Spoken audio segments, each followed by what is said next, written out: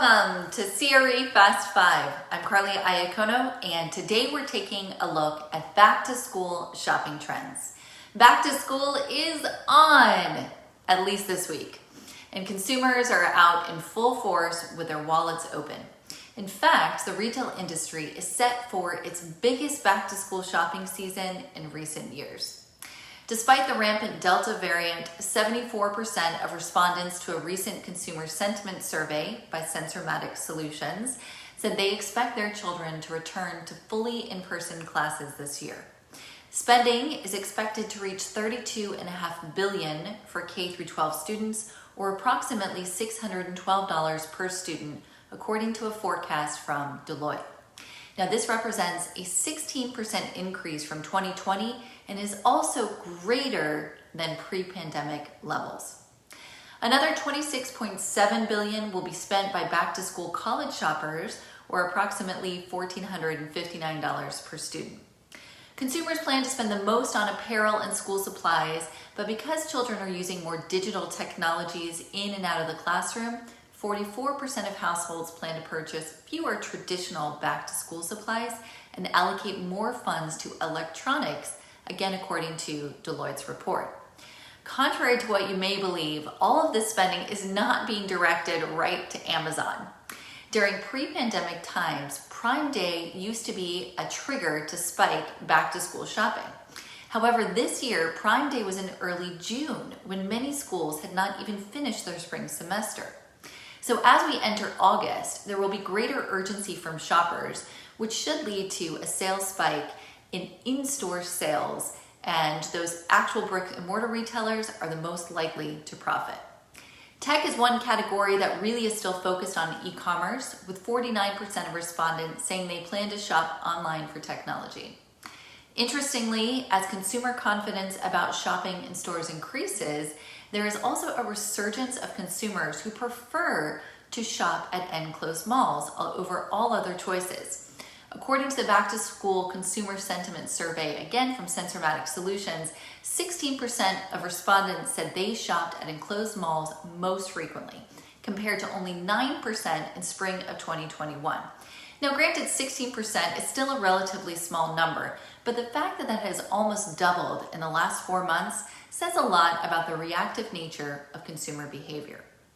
Aside from the tech category, freestanding stores and strip centers remain the most popular format, with 42% of back-to-school shoppers saying they shop in those establishments most frequently.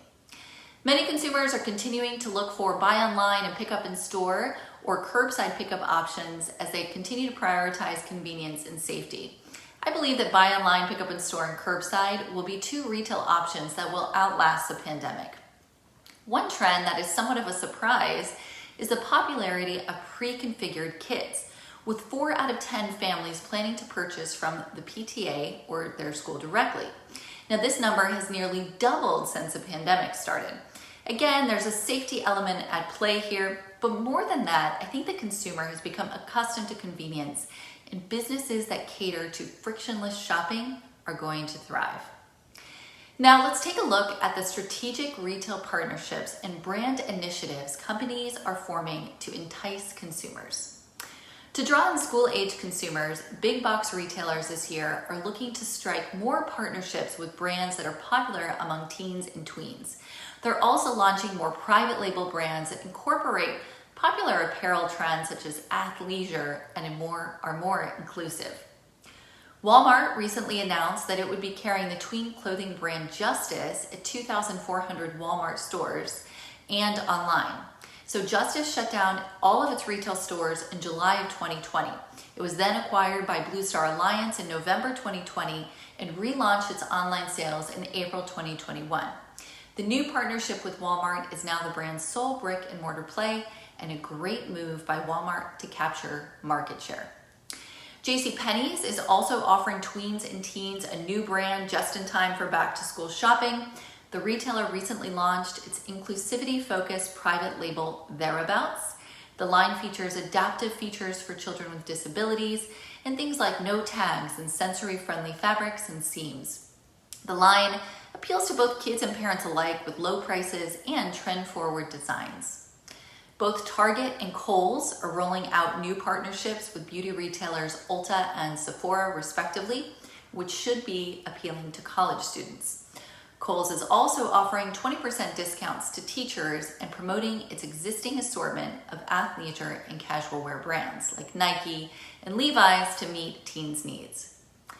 Sporting goods retailer Dick's and teen apparel retailers Hollister and American Eagle are taking a fascinating different approach by investing in back to school with TikTok-focused marketing campaigns to reach teens directly. Social selling is so much more impactful than most people realize. Despite the intense competition for the consumer's attention, inflation is driving prices higher. Sales and industry-wide non-stop promotions are out. The cost increase is expected to be the greatest in the apparel category. Now let's see if higher prices actually impact buying decisions or if the consumer will be more driven by convenience and style. As a bottom line, consumers are out in full force and are ready to spend. That was CRE Fast 5. I'm Carly Iacono. I'll see you next week.